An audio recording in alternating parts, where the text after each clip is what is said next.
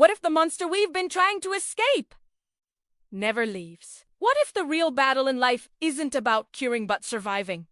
This isn't a story about healing. It's a story about endurance. About those who wake up every day to fight a silent war no one sees. If you know this struggle or you're trying to understand it, this is for you. We would of course want to get rid of this thing forever, and heaven knows we have tried. We have gone on courses, read books, hired psychiatrists and taken medicines, and through this we would have veered between despair and hope that we might eventually be able to achieve a victory over our monsters. But the more time passes, the more we have to take on board Abler, unavoidable reality. This thing is here for the long term in the one life we'll ever have. This is us. We'll never be rid of the bug. We have a chronic condition of the mind, not an illness. So how can we survive this extremely dispiriting realization? A range of thoughts come to mind. First and foremost, we need a certain mindset, one combining intense doses of pessimism with bleak humor and the most tender compassion we never asked for.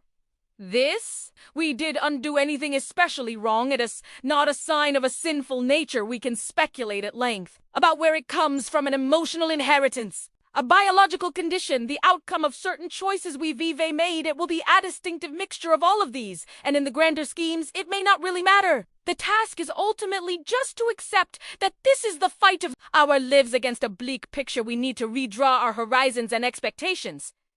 We're never going to solve the whole problem. Therefore, we need to be able to particularly celebrate when things are especially awful when we have a good day or two. We know by now that the problems are always going to return, which is why we have no option but to draw maximal satisfaction. When every now and then we go through a steady and coherent PA passage, we need to become the sort of people who can say without irony or bitterness, Wednesday went well, and that's a serious accomplishment. Other people climb mountains for a challenge or go racing around a motor TRCK at 200 miles per hour. Our extreme sport is the challenge of staying alive. We do want to be judgmental, but a lot of people, perhaps most people, are really not going to be very helpful to us. They may have the sweetest disposition and interesting lives, but in essence, they'll never be able to understand us, to put it more accurately, their circumstances.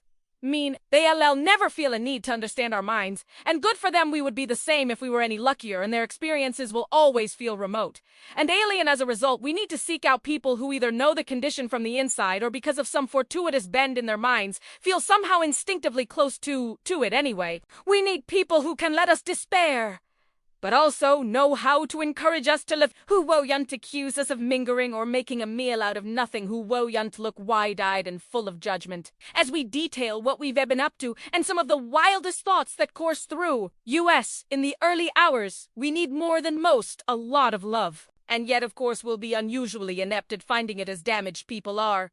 We need to remain at all times vigilant, knowing how susceptible we are. One of the enemies we have to deal with is our own sudden assumptions that we might after all be well again, so we need to be always on our guard as to the likelihood of a relapse. We should formulate plans, but hold on to them very lightly. We should realize the link between busyness and mania and take extreme measures to live soberly. We should acknowledge and fully honor the differences between our elves and other more robust people.